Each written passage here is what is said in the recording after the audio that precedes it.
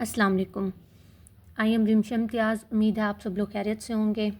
आज के लेक्चर में हम डिस्कस करेंगे सेकेंड ईयर फिज़िक्स के चैप्टर नंबर 15 इलेक्ट्रोमैग्नेटिक इंडक्शन को। इस चैप्टर का पहला टॉपिक हमारे पास है induced EMF and induced current. Basically electromagnetic induction हमारे पास एक फिनोमिना है जिसके रिज़ल्ट में किसी भी कंडक्टर के अंदर ईएमएफ और करंट को इंड्यूस किया जा सकता है। इस लेक्चर में हम डिस्कस करेंगे कि ईएमएफ किन किन फैक्टर्स पर, कौन से फैक्टर्स पर डिपेंड करती है और कौन कौन से मेथड्स हैं जिससे ईएमएफ को जनरेट किया जा सकता है। अब हम चलते हैं अपने लेक्चर की तरफ। सबसे पहले हम ये देखेंगे कि इंड्यूस ईएमएफ और इंड्यूस करंट क्या होता है। हमने करंट और ईएमएफ के बारे में सुना था, लेकिन ये वर्ड इंड्यूस जो करंट और ईएमएफ के साथ लगाया गया है, इसका क्या मतलब है। सबसे पहले ये जो चैप्टर है इसकी बेटर अंडरस्टैंडिंग के लिए ज़रूरी है कि हर टॉपिक को समझा जाए, क्योंकि इसमें कंसेप्ट्स रिलेट कर रहे हैं, हर टॉपिक दूसरे टॉपिक से कनेक्टेड है, तो हर टॉपिक की अंडरस्टैंडिंग ज़रूरी है। ये जो चैप्टर है ये बेसिकली एक स्टोरी की तरह है। कहानी कुछ यूँ है कि चार्ज जब हमारे पास रेस्ट में होता है तो वो अपने इर्द गिर्द इलेक्ट्रिक फील्ड प्रोड्यूस करता है, लेकिन अगर चार्ज जब मूव कर रहा होता है तो उसे हम करंट कहते हैं। जो इलेक्ट्रिसिटी होती है वो मूविंग चार्ज की वजह से होती है, और मूविंग चार्ज जो है या फिर जो इलेक्ट्रिसिटी है वो अपने इर्द गिर्द मैग्नेटिक फील्ड प्रोड्यूस करती है। यानी कि चार्ज जब रेस्ट पर है तो उसके इर्द गिर्द इलेक्ट्रिक फील्ड होगा चार्ज के सराउंडिंग में, और वही चार्ज जब मूव कर रहा होगा यानी इलेक्ट्रिसिटी की फॉर्म में होगा तो उसके इर्द गिर्द मैग्नेटिक फील्ड प्रोड्यूस होगा। अब ओरेस्टेड ने ये बात कही थी कि जो इलेक्ट्रिसिटी है वो अपने इर्द गिर्द मैग्नेटिक फील्ड प्रोड्यूस करती है। अब यहाँ पे ये देखा गया कि मैग्नेटिक फील्ड से भी इलेक्ट्रिक करंट प्रोड्यूस किया जा सकता है। जैसे इलेक्ट्रिक करंट अपने इर्द गिर्द मैग्नेटिक फील्ड प्रोड्यूस करता है, यानी कि मैग्नेटिक प्रॉपर्टीज़ प्रोड्यूस करता है, तो क्या मैग्नेटिक प्रॉपर्टीज़ से इलेक्ट्रिक करंट प्रोड्यूस किया जा सकता है। तो 1831 में माइकल फेराडे जिनका ताल्लुक इंग्लैंड से था और जोसेफ हेनरी जिनका ताल्लुक यूएसए से था, इन्होंने ये बात कही थी कि मैग्नेटिक फील्ड की वजह से इलेक्ट्रिसिटी इंड्यूस की जा सकती है किसी भी कंडक्टर के अंदर। इस फिनोमिना को हम कहते हैं इलेक्ट्रोमैग्नेटिक इंडक्शन, यानी कि मैग्नेटिक फील्ड से इलेक्ट्रिसिटी का प्रोड्यूस होना, इस फिनोमिना को हम कहते हैं इलेक्ट्रोमैग्नेटिक इंडक्शन। तो अब इलेक्ट्रोमैग्नेटिक इंडक्शन क्या है, इसकी टर्मिनोलॉजी देखें तो इलेक्ट्रोमैग्नेटिक इंडक्शन में वर्ड इलेक्ट्रोमैग्नेट, इलेक्ट्रो डिराइव हुआ है इलेक्ट्रिक करंट से, मैग्नेटिक डिराइव हुआ है मैग्नेटिक फील्ड से, यानी कि मैग्नेटिक फील्ड से इलेक्ट्रिक करंट जनरेट हो रहा है। Induction means, induction word derive हुआ है इंड्यूस से, फ्रॉम इंड्यूस। इंड्यूस का मतलब होता है पैदा करना या निकालना, यानी कि मैग्नेटिक फील्ड से इलेक्ट्रिक करंट को पैदा करना। इस फिनोमिना को हम कहेंगे इलेक्ट्रोमैग्नेटिक इंडक्शन। मैग्नेटिक फील्ड से इलेक्ट्रिसिटी जनरेट करवाना, मैग्नेटिक फील्ड से इलेक्ट्रिक करंट पैदा करना, electromagnetic induction. The phenomena of generation of induced EMF and induced current by relative motion of magnetic field and conductor is called electromagnetic induction। relative motion की बात क्यों की गई है इधर, क्योंकि relative motion से फ्लक्स चेंज होगा, फ्लक्स चेंज होने की वजह से हमारे पास EMF जो है वो कंडक्टर के अंदर इंड्यूस होगी। ये relative motion का कंसेप्ट आपको नेक्स्ट उसमें समझ आएगा। इसमें हमारे पास है कि रिलेटिव मोशन का कंसेप्ट, रिलेटिव मोशन की इसमें बात क्यों की गई है, क्योंकि मैग्नेटिक फील्ड से इलेक्ट्रिसिटी तब जनरेट होती है, उसके पीछे जो लॉजिक है कि इलेक्ट्रिसिटी किसी कंडक्टर के अंदर मैग्नेटिक फील्ड से किस तरह से जनरेट होती है, वो ये है कि मैग्नेटिक फ्लक्स चेंज होता है। और मैग्नेटिक फ्लक्स किस तरह से चेंज होता है, रिलेटिव मोशन से। अब हमारे पास रिलेटिव मोशन से क्या चेंज होगा, मैग्नेटिक फ्लक्स, और मैग्नेटिक फ्लक्स के चेंज होने से ही किसी कंडक्टर के अंदर ईएमएफ इंड्यूस होगी। अब मैग्नेटिक फ्लक्स का हमारे पास फार्मूला है phi B is equal to B A cos theta. ये मैग्नेटिक फ्लक्स को डिनोट करते हैं फाई बी से, that is equal to B A cos theta. B हमारे पास है मैग्नेटिक फील्ड, ए हमारे पास है एरिया, और कॉस थीटा है मैग्नेटिक फील्ड और एरिया के दरमियान में जो एंगल बन रहा होगा उसको हम कहते हैं कॉस थीटा। अब मैग्नेटिक फ्लक्स क्या है, फ्लक्स कहते हैं बहाव को, यानी कि किसी एरिया में से कितनी मैग्नेटिक फील्ड लाइंस गुजर रही हैं उसको हम कहते हैं मैग्नेटिक फ्लक्स। यानी एक एरिया में से, किसी भी एरिया में से मैग्नेटिक फील्ड लाइंस का बहाव कितना है, इसको हम कहेंगे magnetic flux. Number of magnetic field lines passing through an area is called magnetic flux. अब बेसिकली रिलेटिव मोशन से मैग्नेटिक फ्लक्स चेंज होगा, यानी कि जब हमारे पास कंडक्टर और मैग्नेट ये रिलेटिव मोशन में होंगे तो उससे हमारे पास मैग्नेटिक फ्लक्स चेंज होगा। मैग्नेटिक फ्लक्स के चेंज होने से इंड्यूस ईएमएफ जो होगी वो कंडक्टर के अंदर क्या होगी, इंड्यूस होगी। तो इस इंडक्शन ऑफ ईएमएफ के पीछे जो कंसेप्ट है वो चेंज इन मैग्नेटिक फ्लक्स का है, जो कि पॉसिबल होता है किससे, रिलेटिव मोशन से। अब ये जो हमारे पास करंट इंड्यूस होता है किसी भी कंडक्टर के अंदर, ये दो चीज़ों पे डिपेंड करता है, जिसको हम इंड्यूस करंट कहते हैं। इसको इंड्यूस करंट इसलिए कहते हैं क्योंकि ये जब तक मैग्नेटिक फील्ड है तो ये करंट कंडक्टर के अंदर है, जैसे ही हम मैग्नेटिक फील्ड हटाएंगे तो ये करंट भी ख़त्म हो जाएगा। मतलब इसकी जो करंट की इंडक्शन है वो डिपेंड कर रही है मैग्नेटिक फील्ड पर। That's why we have used the word induce current. अब ये इंड्यूस करंट डिपेंड कर रहा है स्पीड पर और रेजिस्टेंस पर। स्पीड किसकी, रिलेटिव मोशन की स्पीड, और रेजिस्टेंस मतलब कंडक्टर की रेजिस्टेंस पे। अब स्पीड पे किस तरह से डिपेंड कर रहा है, स्पीड के साथ इसका डायरेक्ट रिलेशन है, यानी कि जब हमारे पास स्पीड जो है वो इंक्रीज़ करेंगे तो करंट की मिकदार भी हमारे पास क्या हो जाएगी, इंक्रीज़ हो जाएगी। दूसरी तरफ रेजिस्टेंस इंक्रीज़ करने से करंट की मिकदार डिक्रीज़ हो जाएगी। रेजिस्टेंस के साथ इंड्यूस करंट का इन्वर्स रिलेशन है और स्पीड के साथ डायरेक्ट रिलेशन है। स्पीड के साथ इस तरह से डायरेक्ट रिलेशन है कि जैसे रिलेटिव मोशन की स्पीड जो है वो इंक्रीज़ होगी, मैग्नेटिक फ्लक्स उतना ज़्यादा हमारे पास इंक्रीज़ होगा। मैग्नेटिक फ्लक्स इंक्रीज़ होगा तो इंड्यूस ईएमएफ इंक्रीज़ होगी, इंड्यूस्ड ईएमएफ इंक्रीज़ होगी तो इंड्यूस्ड करंट इंक्रीज़ होगा। अब हम इसके लिए एक रिलेशनशिप निकालते हैं। अगर हम स्पीड को कांस्टेंट रखें और हम रिलेशनशिप देखना चाहें इंड्यूस करंट और रेजिस्टेंस के दरमियान, तो उसको हम डिस्कस करते हैं। अगर स्पीड हमारे पास कांस्टेंट है, यानी स्पीड का फैक्टर हम कांस्टेंट रखते हैं, तो हम रिलेशनशिप निकालें रेजिस्टेंस और करंट के दरमियान में, तो हमें पता है कि रेजिस्टेंस जब ज़्यादा होती है तो करंट की मिकदार कम होती है। यानी रेजिस्टेंस और इंड्यूस करंट का जो रिलेशन है वो क्या है, इन्वर्स। अगर हम प्रोपोर्शनैलिटी साइन हटाएं तो हमारे पास आएगा कांस्टेंट। यहाँ पर कांस्टेंट जो है वो हमारे पास है इंड्यूस ईएमएफ। अब आर इधर डिवाइड हो रहा है, इसको दूसरी साइड पे ले जाएं तो आई आर किसके बराबर आ रहा है, कांस्टेंट के इक्वल आ रहा है। ये जो आई है वो इंड्यूस करंट है, आर रेजिस्टेंस है, और कांस्टेंट जो है वो हमारे पास है इंड्यूस ईएमएफ। यानी कि ईएमएफ की वैल्यू जो है वो हमारे पास क्या है, कांस्टेंट रहेगी। कांस्टेंट कैसे रहेगी, अगर रेजिस्टेंस इंक्रीज़ होती है तो करंट हमारे पास क्या हो जाएगा, डिक्रीज़ हो जाएगा, और हमारे पास ईएमएफ की वैल्यू जो है वो कांस्टेंट रहेगी। इसका मतलब है कि रेजिस्टेंस का इंड्यूस ईएमएफ के ऊपर कोई इफ़ेक्ट नहीं है। अगर रेजिस्टेंस कम होती है तो उसी तरह से ये वैल्यू अगर कम होती है तो ये इंक्रीज़ हो जाएगी, तो इसकी वैल्यू जो है वो कांस्टेंट रहेगी। अगर ये ज़्यादा होती है रेजिस्टेंस तो करंट कम हो जाएगा, तो ओवरऑल इसकी वैल्यू क्या होगी, कांस्टेंट रहेगी। इसका मतलब है कि करंट और रेजिस्टेंस का इंड्यूस ईएमएफ पे कोई इफ़ेक्ट नहीं है।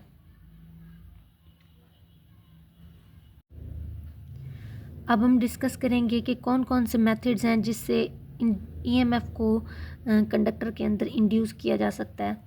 तो पहला मेथड हमारे पास है move conductor in magnetic field of a permanent magnet. ये इसमें हमने एक परमानेंट मैग्नेट लिया है। अब मैग्नेटिक फील्ड लाइंस की डायरेक्शन हमेशा नॉर्थ टू साउथ पोल होती है। ये मैग्नेट का एक पोल है, मैग्नेट का दूसरा पोल ये है साउथ पोल। अब हम मैग्नेटिक फील्ड लाइंस की जो डायरेक्शन है वो नॉर्थ टू साउथ होगी। अब ये हमारे पास मैग्नेटिक फील्ड है। अब इसमें हमने क्या करना है, एक लूप को रखना है। लूप को हमने गैल्वानोमीटर के साथ कनेक्ट कर देना है। गैल्वानोमीटर एक इंस्ट्रूमेंट है जो करंट किसी भी मतलब सर्किट के अंदर करंट है या नहीं है, करंट की प्रेजेंस को डिटेक्ट करता है। ये अगर इस तरह से एक स्ट्रेट लाइन हो सीधा इस तरह से, तो ये हमारे पास ज़ीरो डिफ्लेक्शन का मतलब होता है कि करंट नहीं है। ज़ीरो डिफ्लेक्शन का मतलब है कि करंट इसमें क्या है, ज़ीरो है, इस सर्किट में करंट नहीं है।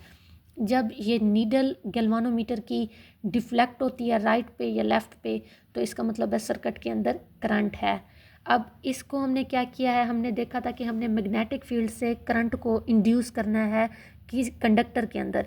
ये कंडक्टर है, कॉइल हमारे पास, हमने इसको गैल्वानोमीटर से कनेक्ट कर दिया है। मैग्नेटिक फील्ड की डायरेक्शन नॉर्थ टू साउथ है। अब हमने कंडक्टर को मैग्नेटिक फील्ड में रखा है। ये कॉइल हमारे पास रेस्ट पोजीशन पे है, यानी कि मूव नहीं कर रही, अभी ऐसे ही रखी हुई है। तो हम देखेंगे कि गैल्वानोमीटर के ऊपर ज़ीरो डिफ्लेक्शन है, यानी कि इस तरह से। इसका मतलब है कि इसके अंदर करंट नहीं है, लेकिन ये तो मैग्नेटिक फील्ड में रखी हुई है, फिर इसमें करंट क्यों नहीं है? क्योंकि करंट तब इंड्यूस होगा जब इसका मैग्नेटिक फ्लक्स चेंज होगा, यानी कि number of magnetic field lines passing through an area is called magnetic flux. जब इसका मैग्नेटिक फ्लक्स चेंज होगा तब इस कंडक्टर के अंदर करंट इंड्यूस होगा।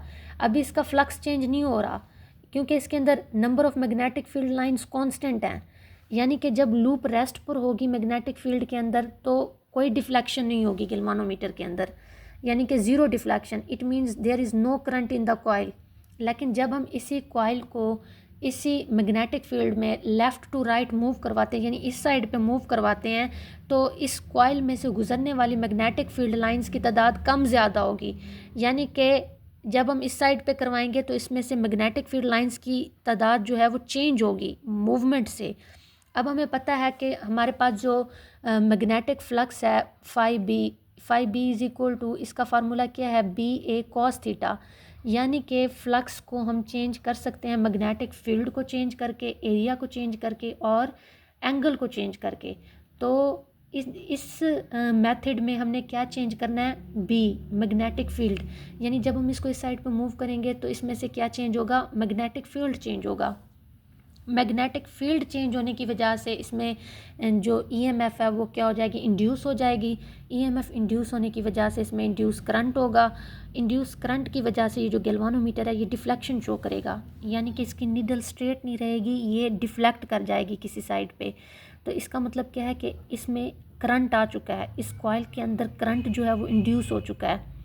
अब अगर हम इसको मूव करवाया था ना हमने लेफ़्ट टू राइट, अब हम इसको स्टॉप कर देते हैं इसकी मूवमेंट को।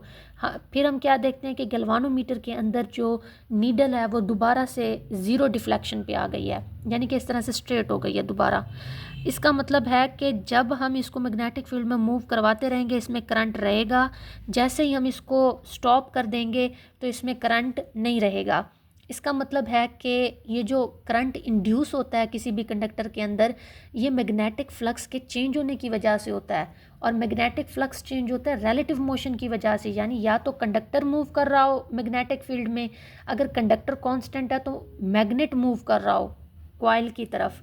इस केस में हमारे पास जो परमानेंट मैग्नेट है वो स्टेशनरी है और कॉइल मूव कर रही है। अगर हम इसको स्टॉप करते हैं तो इसमें कोई ईएमएफ नहीं होगी। अब हम अगर पहले हम कॉइल को इस तरह से मूव कर रहे थे इस डायरेक्शन में, अब हम इसको इस डायरेक्शन में मूव करते हैं। अब कॉइल को इस तरह से हम मूव करेंगे तो ये जो गैल्वानोमीटर के ऊपर नीडल थी जो पहले इस डायरेक्शन में डिफ्लेक्ट हुई थी, अब इसकी डिफ्लेक्शन जो होगी वो इस तरह से होगी, यानी इसके अंदर अपोजिट डिफ्लेक्शन शो होगी गैल्वानोमीटर के अंदर। यानी कि इसके अंदर करंट इंड्यूस हुआ है इस वक्त, लेकिन उसकी जो डायरेक्शन है वो अपोजिट थी जो उसमें पहले करंट इंड्यूस हुआ था। जब मूवमेंट इस तरह से थी तो डिफ्लेक्शन ये थी, जब मूवमेंट इस साइड पे होगी तो डिफ्लेक्शन ये होगी।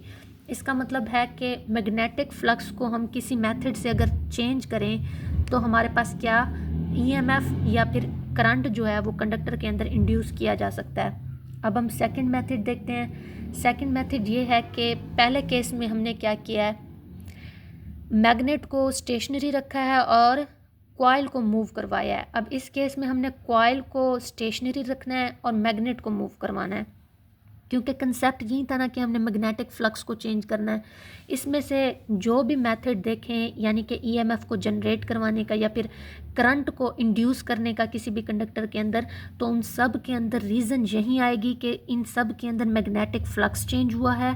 मैग्नेटिक फ्लक्स मैग्नेटिक फील्ड की वजह से चेंज हो सकता है। ये जो इसका फार्मूला है phi B is equal to B A cos theta, यानी कि अगर हम मैग्नेटिक फील्ड को चेंज करेंगे, मैग्नेटिक फील्ड दो तरह से चेंज हो सकता है कि अगर हम मैग्नेट को स्टेशनरी रखें, यानी इसको मूव ना करवाएं, मैग्नेट को इसके अंदर कंडक्टर को मूव करवाएं तो मैग्नेटिक फील्ड चेंज होगा, या फिर हम मैग्नेट को स्टेशनरी ना रखें बल्कि कॉइल को स्टेशनरी रखें और मैग्नेट को मूव करवाएं, उससे भी हमारे पास मैग्नेटिक फील्ड जो है वो चेंज होगा और फ्लक्स जो है वो चेंज हो सकता है।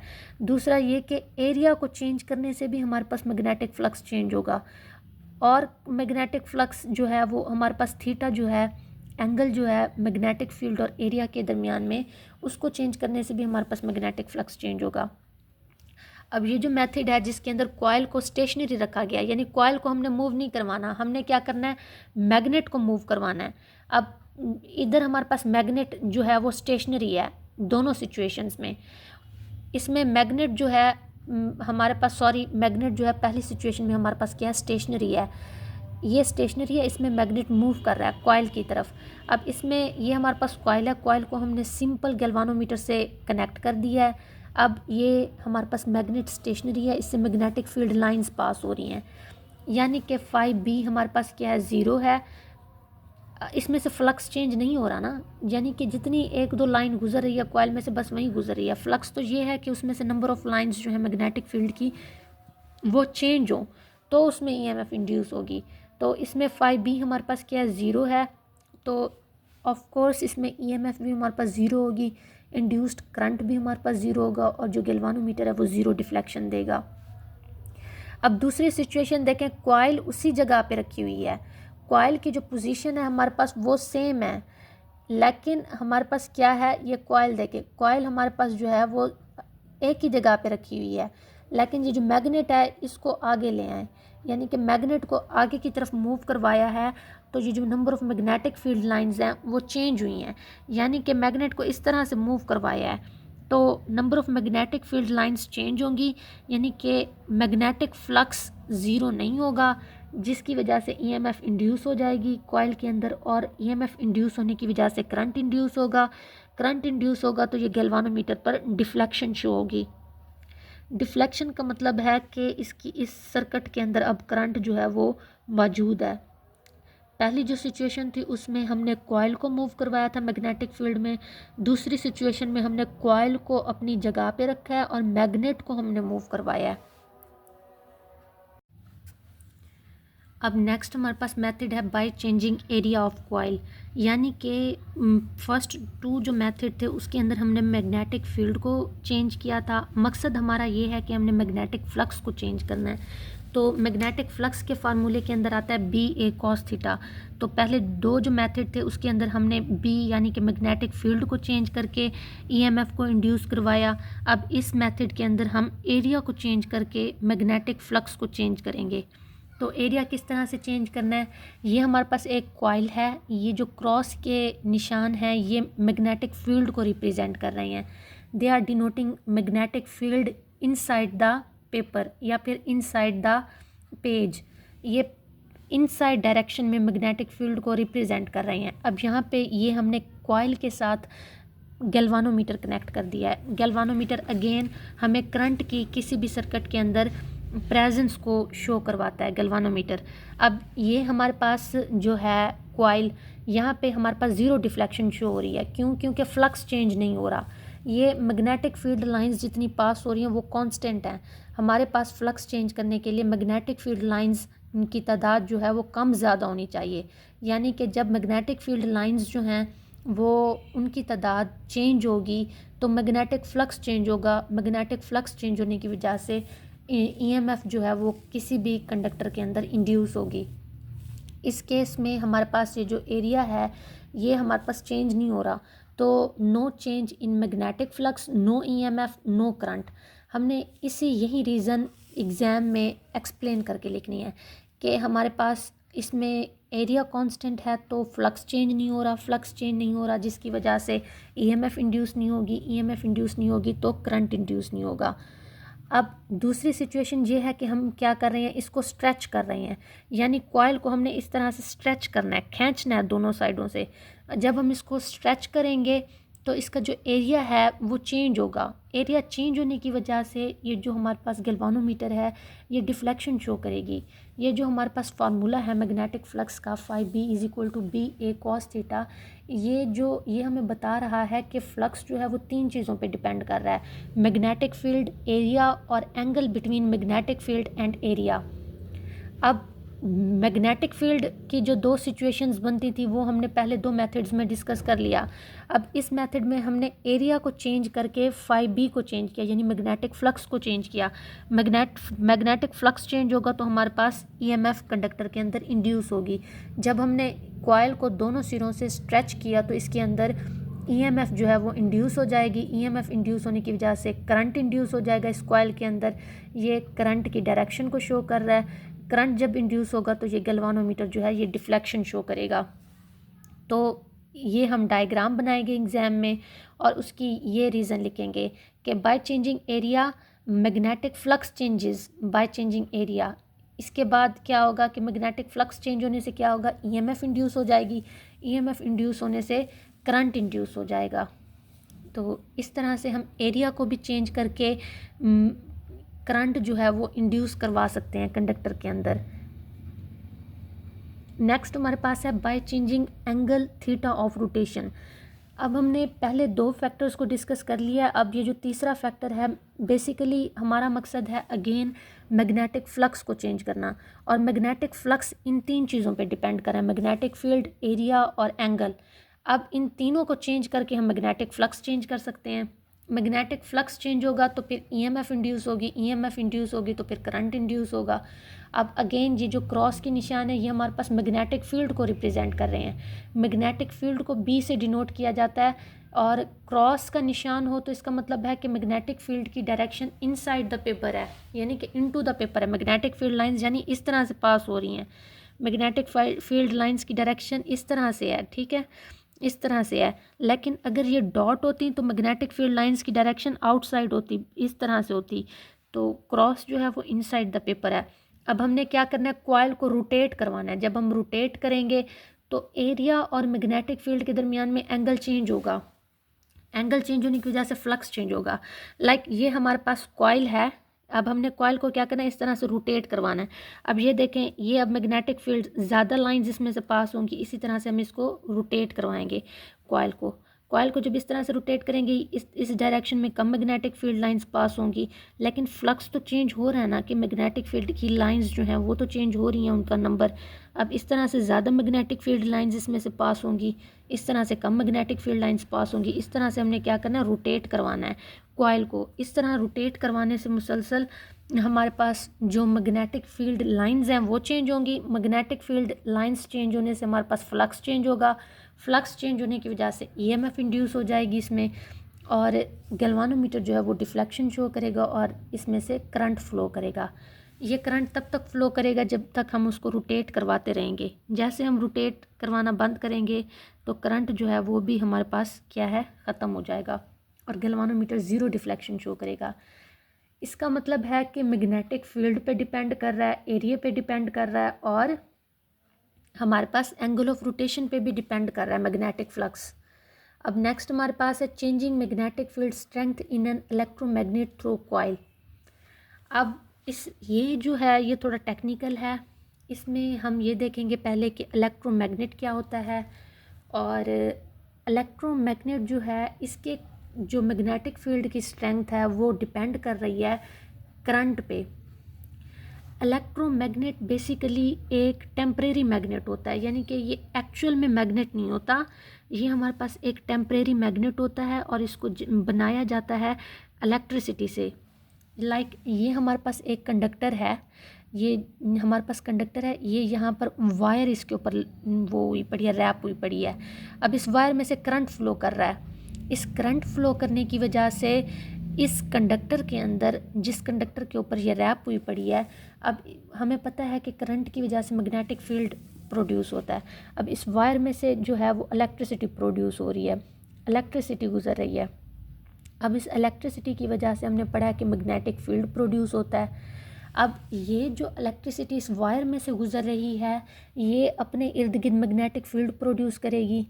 अब ये मैग्नेटिक फील्ड जब इस कंडक्टर में से मतलब ये कंडक्टर जो है ये इस मैग्नेटिक फील्ड इस वायर के मैग्नेटिक फील्ड में रखा हुआ है, तो इसमें भी मैग्नेटिक प्रॉपर्टीज़ इंड्यूस हो जाएंगी और इसका ये सिरा नॉर्थ पोल बन जाएगा और ये सिरा साउथ पोल बन जाएगा। तो ये हमारे पास बेसिकली क्या है, इलेक्ट्रोमैग्नेट। जो हमने पहले सिचुएशंस पढ़ी हैं वो हमारे पास परमानेंट मैग्नेट थे, वो हमारे पास परमानेंट मैग्नेट था। ये हमारे पास इलेक्ट्रोमैग्नेट है। इलेक्ट्रोमैग्नेट यानी कि इलेक्ट्रो वर्ड डिराइव हुआ है इलेक्ट्रिसिटी से, यानी कि ऐसा मैग्नेट जो इलेक्ट्रिसिटी के फ्लो की वजह से बने उसको हम क्या कहते हैं, इलेक्ट्रोमैग्नेट। यानी कि ऐसा मैग्नेट जो, यानी कि अगर किसी भी कंडक्टर के अंदर मैग्नेटिक प्रॉपर्टीज़ इंड्यूस हो रही हैं ड्यू टू इलेक्ट्रिसिटी, तो वो हमारे पास इलेक्ट्रोमैग्नेट कहलाता है। यानी कि अगर कोई चीज़ हमारे पास मैग्नेट की तरह बिहेव कर रही है और उसकी रीज़न ये है कि उसमें से करंट गुजर रहा है, तो करंट की वजह से उसमें मैग्नेटिक प्रॉपर्टीज़ इंड्यूस हो रही हैं या वो मैग्नेट की तरह एक्ट कर रहा है, तो उसको हम इलेक्ट्रोमैग्नेट कहते हैं। ये बेसिकली टेम्परेरी मैग्नेट होता है, created when an current pass through a coil. जब किसी कॉइल में से करंट गुजरता है तो ये टेम्परेरी मैग्नेट जो है वो क्या होता है, क्रिएट हो जाता है। तो अब ये हमारे पास जो है ये परमानेंट मैग्नेट नहीं है, ये हमारे पास क्या है, टेम्परेरी मैग्नेट है। अब इसके अंदर जो मैग्नेटिक फील्ड प्रोड्यूस होगा वो नॉर्थ टू साउथ डायरेक्शन में होगा। हमें पता है कि मैग्नेट के अंदर जो मैग्नेटिक फील्ड लाइंस की डायरेक्शन होती है वो नॉर्थ टू साउथ होती है। अब ये जो मैग्नेटिक फील्ड की स्ट्रेंथ है वो डिपेंड कर रही है इस करंट के ऊपर, जिसकी वजह से ये मैग्नेटिक प्रॉपर्टीज़ इस कंडक्टर के अंदर क्रिएट हो रही हैं। अगर हम ये करंट चेंज कर दें तो ये मैग्नेटिक स्ट्रेंथ भी तो चेंज हो सकती है। यानी कि ये जो मैग्नेट है ये डिपेंड कर रहा है इस वायर की करंट के ऊपर। ये करंट अगर हम इंक्रीज़ करते हैं तो इस मैग्नेट की जो मैग्नेटिक फील्ड है वो भी इंक्रीज़ हो सकती है, और अगर हम करंट डिक्रीज़ करते हैं तो इस मैग्नेट की जो मैग्नेटिक स्ट्रेंथ है वो डिक्रीज़ हो जाएगी। तो इसका मतलब है कि जब अगर हम कॉइल को एक मैग्नेटिक फील्ड के अंदर रखते हैं, अब हमने कॉइल को क्या करना है, अब हमने कॉइल को इलेक्ट्रोमैग्नेट के मैग्नेटिक फील्ड में रखना है। ये हमारे पास क्या है, इलेक्ट्रोमैग्नेट। अब हमने ये एक कॉइल लिया है, उसको हमने गैल्वानोमीटर से कनेक्ट किया है, इसको हमने अब इलेक्ट्रोमैग्नेट के मैग्नेटिक फील्ड में रख दिया है। अब अगर हम इधर से करंट की मिकदार कम या ज़्यादा करते हैं तो मैग्नेटिक फील्ड लाइंस की जो स्ट्रेंथ है वो भी कम ज़्यादा हो जाएगी। अब ये कम ज़्यादा होगी तो इस कॉइल में से, ये कॉइल स्टेशनरी है, तो इसमें से मैग्नेटिक फ्लक्स चेंज होगा। मैग्नेटिक फ्लक्स चेंज होगा तो अगेन ईएमएफ इंड्यूस होगी, ईएमएफ इंड्यूस होने की वजह से करंट इंड्यूस होगा। यानी कि जब करंट ज़्यादा होगा तो मैग्नेटिक फील्ड की स्ट्रेंथ ज़्यादा होगी, इसका मतलब है कि फ्लक्स चेंज होगा। हमारा पर्पस तो ये है, हमारा मकसद क्या है इसमें ईएमएफ इंड्यूस करने में, हमने करना क्या है, बेसिकली हमने ये जो फ्लक्स है इसको चेंज करवाना है। अब फ्लक्स जो है वो किस तरह से चेंज होगा, यानी कि जब करंट चेंज होगा तो हमारे पास करंट इंक्रीज़ होगा तो मैग्नेटिक फील्ड इंक्रीज़ होगा। अब करंट जब डिक्रीज़ होगा तो मैग्नेटिक फील्ड डिक्रीज़ होगा, क्योंकि इलेक्ट्रोमैग्नेट की मैग्नेटिक फील्ड डिपेंड कर रही है इलेक्ट्रिक करंट पे, जिसकी वजह से वो मैग्नेट बना है। तो अगर हम किसी कॉइल को इलेक्ट्रोमैग्नेट के मैग्नेटिक फील्ड में रखते हैं तो उस इलेक्ट्रोमैग्नेट की जो जिस इलेक्ट्रिसिटी पे वो डिपेंड कर रहा है उसको कम ज़्यादा करके हम मैग्नेटिक फील्ड की स्ट्रेंथ को चेंज कर सकते हैं। मैग्नेटिक फील्ड की स्ट्रेंथ को चेंज करने से हम ईएमएफ और करंट को इंड्यूस कर सकते हैं। नेक्स्ट हमारे पास है म्यूचुअल इंडक्शन। म्यूचुअल इंडक्शन से भी, ये भी हमारे पास एक मेथड है जिससे हम ईएमएफ को इंड्यूस कर सकते हैं किसी भी कॉइल के अंदर। अब म्यूचुअल इंडक्शन क्या है, change in electric coil in one coil induces an EMF in nearby coil. अगर हम एक कॉइल के अंदर इलेक्ट्रिक करंट को चेंज कर दें तो उस इलेक्ट्रिक करंट के चेंज करने से साथ वाली कॉइल के अंदर ईएमएफ इंड्यूस हो जाएगी। किस तरह से, अब ये हमारे पास एक कॉइल है, इसको हमने बैटरी से जोड़ा है, ये हमारे पास स्विच है और ये हमारे पास रियोस्टेट है। रियोस्टेट बेसिकली एक रेजिस्टर की टाइप है। ये ऐसा रेजिस्टर होता है जिसकी मतलब रेजिस्टेंस जो है वो कांस्टेंट नहीं होती, वेरिएबल होती है।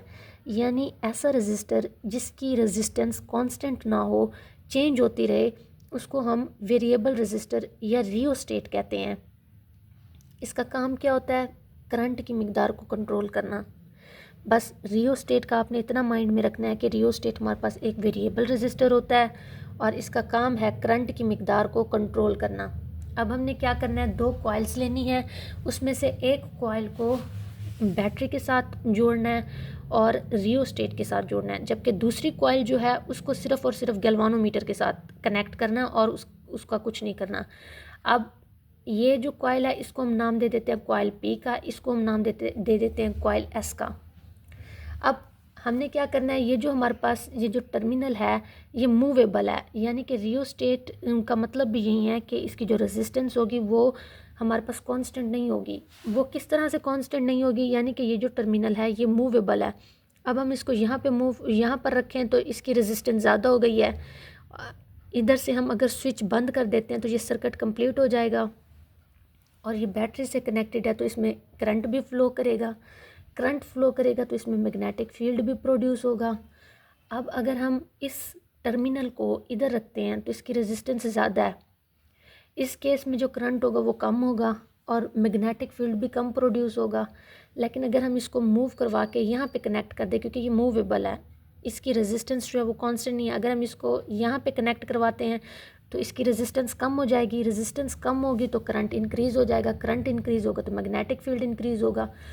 अब इसका जो मैग्नेटिक फील्ड है वो साथ वाली कॉइल में से भी पास हो रहा है, यानी कि ये जो 2 कॉइल्स हैं ये आपस में इनका कोई कनेक्शन नहीं है, ये बस साथ रखी हुई है, इसका इलेक्ट्रिकली कोई कनेक्शन नहीं है साथ वाली कॉइल के साथ, ये इसके साथ बस नज़दीक इसके रखी हुई है।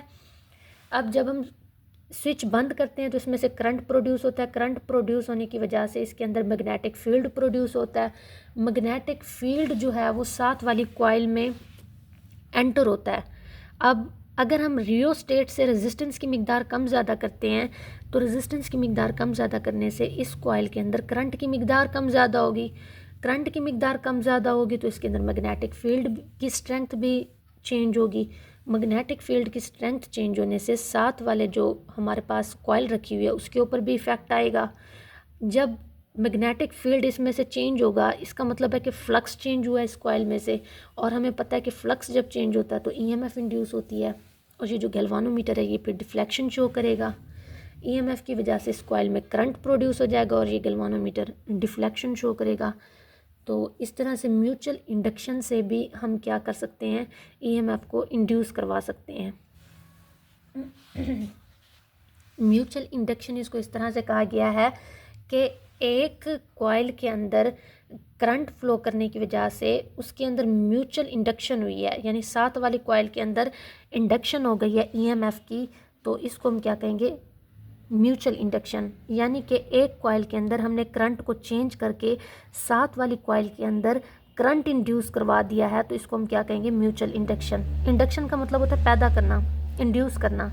म्यूचुअल इंडक्शन, म्यूचुअल लफ्ज़ निकला साथ से, मतलब नियर बाय, यानी नियर बाय कॉइल के अंदर करंट की मिकदार चेंज करके साथ वाली कॉइल के अंदर करंट या ईएमएफ को इंड्यूस कर देना म्यूचुअल इंडक्शन कहलाता है। तो ये हमारे पास मेथड्स थे जिनके ज़रिए ईएमएफ को इंड्यूस किया जा सकता है किसी भी कंडक्टर के अंदर।